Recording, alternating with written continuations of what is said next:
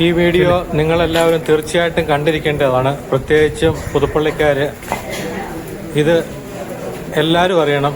MLA അറിയണം, കൊള്ളം block അറിയണം, ജില്ലാ പഞ്ചായത്ത് അറിയണം, മെഡിക്കൽ ഓഫീസർ രംഗവുമായിട്ട് ബന്ധപ്പെട്ടിരിക്കുന്ന അധികാരികൾ മുഴുവൻ അറിയണം. പ്രിയ കൂട്ടുകാരെ നമസ്കാരം. ഞാനിപ്പോൾ നിൽക്കുന്നത് തോട്ടയ്ക്കാട് പ്രാഥമിക ആരോഗ്യ കേന്ദ്രത്തിലാണ്. സാധാരണക്കാരുടെ ആശ്രയമാണ് ഇങ്ങനെയുള്ള പ്രാഥമിക ആരോഗ്യ കേന്ദ്രങ്ങൾ. എന്നാൽ ഇവിടുത്തെ കുറെ കാഴ്ചകൾ ഒരു 4-5 വർഷമായിട്ട് ജനങ്ങൾ പരാതി പറഞ്ഞിട്ടും ആരും ശ്രദ്ധിക്കാത്ത ഒരു അവസ്ഥയാണ്. നമുക്ക് അങ്ങോട്ടൊന്ന് പോകാം. ഇത് പള്ളം ബ്ലോക്കിന്റെ കീഴിലുള്ള തോട്ടയ്ക്കാട് പ്രാഥമിക ആരോഗ്യ കേന്ദ്രമാണ്. ഹോസ്പിറ്റലിനകത്തോട്ട് നമ്മൾ കയറുമ്പം തന്നെ ഇടതും വലതുമായിട്ട് പഴക്കം ചെന്ന ബിൽഡിങ്ങുകളാണ്. 1947 നമുക്ക് സ്വാതന്ത്ര്യം കിട്ടുന്നതിന് മുമ്പ് ഉള്ള കെട്ടിടങ്ങളാണ്. ഇത് ഏത് നിമിഷവും ഇടിഞ്ഞു പൊളിഞ്ഞു വീഴാറായ അവസ്ഥയാണ്. ഒരു കാലത്ത് ഈ ഹോസ്പിറ്റല് ഗൈനക്കോളജി വിഭാഗം അടക്കം എല്ലാ സംവിധാനങ്ങളുമായിട്ട് പ്രവർത്തിച്ചുകൊണ്ടിരുന്ന ഒരു ഹോസ്പിറ്റലാണ്. എന്നാൽ ഇന്ന് ഇത് ഒന്നിനൊന്നിന് അധപ്പതിച്ച് വരുന്നുണ്ട്. ഇതിന്റെ ഹോസ്പിറ്റലിലെ ഒരു കെട്ടിടമാണ് ഇത്. ഇവിടെ ആൾക്കാർ കടന്നു കയറാതിരിക്കാൻ വേണ്ടി അവർ ബ്ലോക്ക് ചെയ്തിരിക്കുന്നതാണ്. ഇതൊക്കെ ഏത് നിമിഷവും നിലം പൊത്താവുന്ന അവസ്ഥയിലാണ്. ഇതുവരെ അധികാരികൾ ഇതൊന്ന് പൊളിച്ചു മാറ്റാൻ വേണ്ടി തയ്യാറായിട്ടില്ല. ഇത് എത്രയോ പ്രാവശ്യം വീഡിയോ ഒക്കെ ഇട്ടതാണ്. എന്നിട്ട് പോലും അധികാരികളുടെ ഭാഗത്തുനിന്ന് യാതൊരു നടപടി ഉണ്ടാകുന്നില്ല.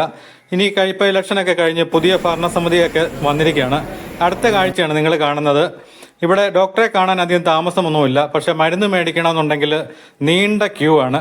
ഞാൻ എൻ്റെ മോക്ക് പനിയായിരുന്നു, അതുകൊണ്ട് മോളെയും കൊണ്ട് അവിടം വരെ വന്നതാണ്. ഡോക്ടറെ കണ്ടു പെട്ടെന്ന് തന്നെ. പക്ഷേ ഈ ക്യൂ നിന്ന് കഴിഞ്ഞാൽ സന്ധ്യ ആയാലും വീട്ടിൽ വരാൻ പറ്റത്തില്ലെന്ന് എനിക്കറിയാം. അതുപോലെ അവസ്ഥയിലാണ്. ഇത് കണ്ടോ, നിങ്ങൾക്ക് കാണാം എന്തും അകത്തുനിന്ന് ക്യൂ ആണ്.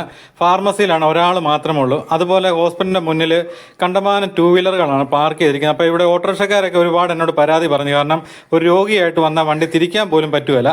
ഈ മുന്നിലുള്ള കെട്ടിടങ്ങളെല്ലാം ഇടിച്ചു പൊളിച്ച് കളഞ്ഞിട്ട് ഇവിടെ പാർക്കിങ്ങും അതിനുള്ള വേണ്ട സംവിധാനങ്ങളൊക്കെ ഒരുക്കുകയാണെങ്കിൽ ഒരുപാട് ജനങ്ങൾക്ക് പ്രയോജനമാവും. അതുപോലെ ഫാർമസിയിൽ ഒരു 2-3 സ്റ്റാഫിനെങ്കിലും നിയമിച്ചെങ്കിൽ മാത്രമേ ഇവിടുത്തെ തിരക്കിന് പരിഹാരം ഉണ്ടാകത്തുള്ളൂ. അതുപോലെ ഇവിടെ ഈവനിങ് ഓപ്പിയും കൂടെ ക്രമീകരിക്കുകയാണെന്നുണ്ടെങ്കിൽ ആംബുലൻസ് സൗകര്യം എല്ലാം ഉണ്ട്. ഈ ഫ്രണ്ടിലത്തെ കെട്ടിടമാണ് ഇതിന്റെ ഏറ്റവും വലിയ ശാപം. ഇതിനൊരു തീരുമാനം പുതിയ ഭരണസമിതിയൊക്കെ വന്നുകൊണ്ട് നിങ്ങൾ ആദ്യം തന്നെ ഇതിനൊരു പ്രാധാന്യം കൊടുക്കണം. കാരണം ജനങ്ങൾ ഒരുപാട് ഇത് ബുദ്ധിമുട്ടുന്നതാണ്. ഉണ്ടോ, ഇതൊക്കെ നമുക്ക് സ്വാതന്ത്ര്യം കിട്ടുന്നതിന് മുമ്പുള്ള കെട്ടിടമാണ്.